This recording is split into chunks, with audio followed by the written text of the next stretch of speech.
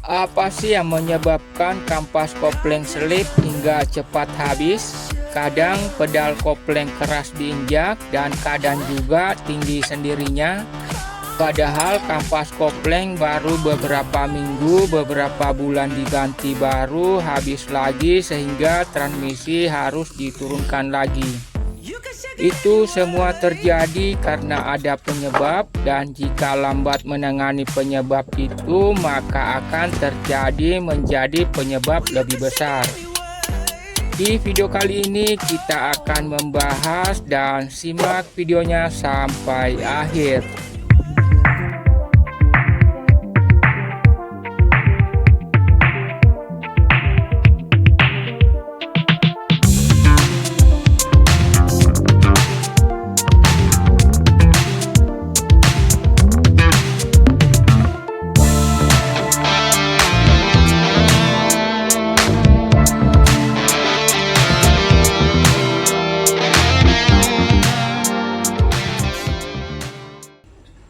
Assalamualaikum warahmatullahi wabarakatuh. Jumpa lagi di channel ini sobat, teman-teman semua dimanapun berada.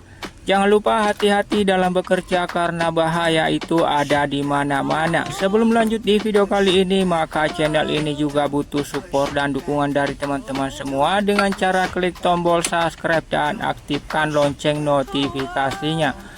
Oke, kita langsung saja ke pembahasannya. Di depan saya ini ada booster kopling dan di dalamnya itu ada beberapa komponen. Di sini ada sel piston yang besar dan di sini ada sel.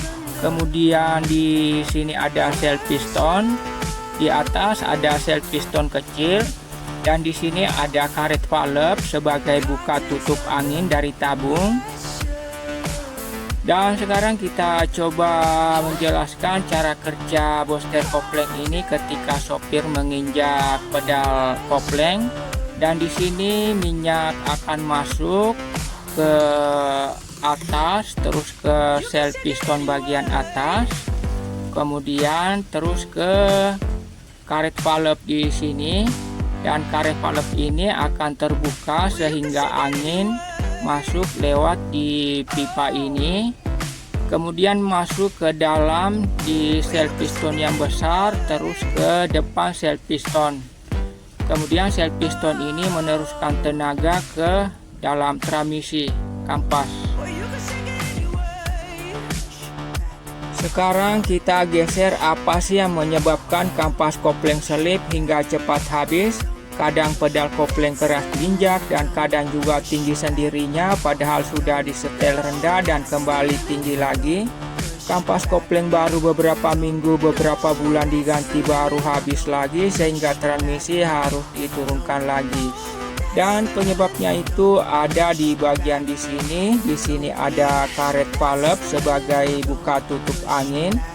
Ketika pedal kopling diinjak, maka angin yang dari tabung itu akan lewat di pipa ini masuk ke dalam sel piston yang besar. Jika ada angin standby di sini, maka sel piston bagian depan ini akan terdorong sehingga kampas kopling di dalam transmisi akan selip hingga cepat habis karena karet valve di sini sudah bermasalah, sudah tipis atau sudah robek sehingga angin terus akan masuk ke dalam di dalam booster kopling itu.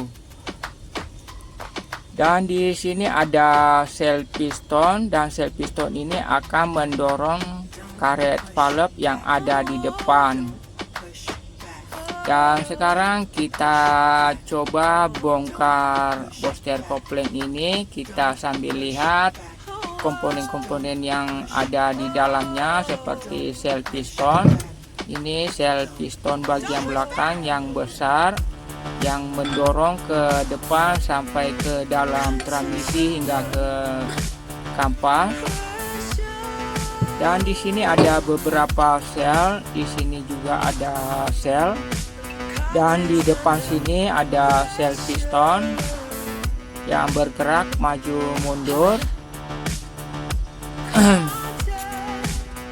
Dan kita coba buka dulu sel piston yang bagian depan.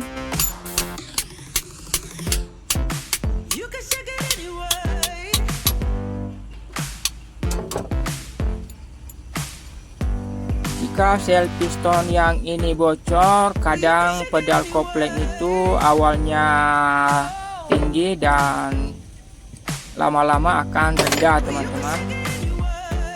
Sekarang kita buka sel bagian tengah.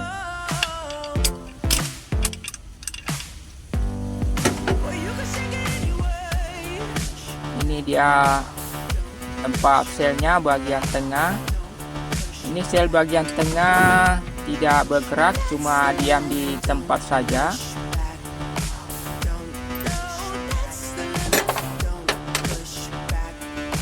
Dan di sini ada karet valve di dalam yang bikin kampas kopling bisa selip hingga cepat habis.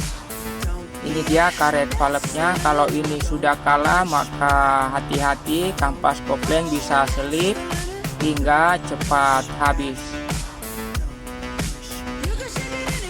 Kalau sudah tipis atau pinggirnya sudah robek, itu kampas kopling bisa bau gosong. Sekarang kita bongkar di dalamnya ini. Kita lihat sel piston.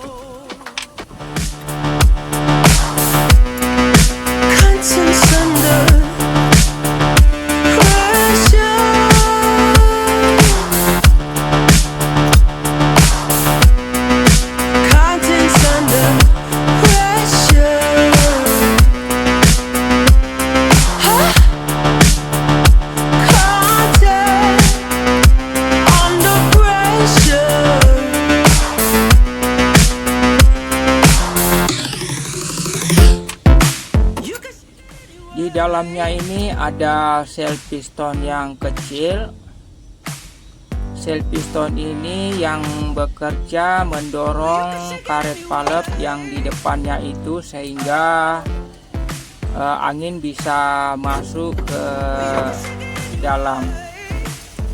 Kita cabut dulu sel piston yang kecil ini.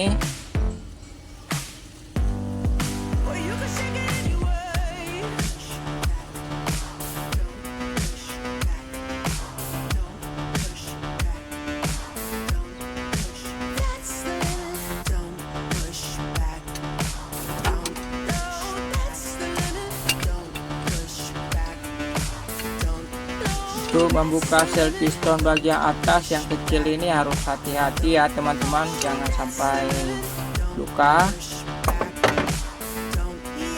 Ini dia sel piston bagian atas. Jika sel piston yang kecil ini sudah kalah, maka pedal kopling juga bisa jadi keras, karena sel piston yang kecil ini akan mendorong karet valve, sehingga karet valve itu akan terbuka dan angin masuk ke dalam booster kopling. Jadi kalau sel piston yang kecil ini bocor, bisa juga jadi pedal kopling keras karena tidak ada gerakan, sehingga karet valve tidak bisa terbuka. Dan di dalam booster kopling ini ada beberapa komponen seperti yang ini. Ada sel piston yang kecil, kemudian ada sel piston yang besar. Kalau yang ini sel piston bagian tengah cuma diam saja. Kalau yang karet valve ini akan didorong oleh sel piston bagian atas yang kecil. Jadi kalau karet valve ini sudah kalah, sudah bocor, maka bisa menyebabkan kampas kopling hangus, selip hingga cepat habis. Kalau yang ini sel piston ini bocor, kadang pedal kopling itu diinjak tinggi, kemudian dia makin rendah. Jadi itu penyebabnya, karena sel piston itu sudah bocor. Beda kalau karet valve yang kecil ini, kalau ini bocor maka pedal kopling itu sudah di setel rendah, dia kembali tinggi. Kalau yang ini bocor maka bisa juga pedal kopling itu keras karena piston ini tidak bisa bergerak maju ke depan sehingga karet valve itu tidak terbuka. Kalau yang ini ini di sel bagian tengah, cuma diam saja di bagian tengah. Tapi kalau ini bocor juga bisa bermasalah, dan minyak itu akan keluar di sini. Ini ada lubang kecil, minyak dari sini kemudian masuk di lubang kecil sehingga keluar dia di pembuangan. Karena sel yang bagian tengah ini bocor maka minyak tidak bisa ditahan. Oke, itu tadi beberapa penjelasan terkait penyebab kampas kopling selip, kampas kopling cepat habis, kadang pedal kopling keras diinjak, kadang pedal kopling tinggi sendirinya padahal sudah disetel rendah. Oke, itu dulu video untuk hari ini. Mohon maaf jika ada kesalahan, kekurangan, dan wassalamualaikum warahmatullahi wabarakatuh.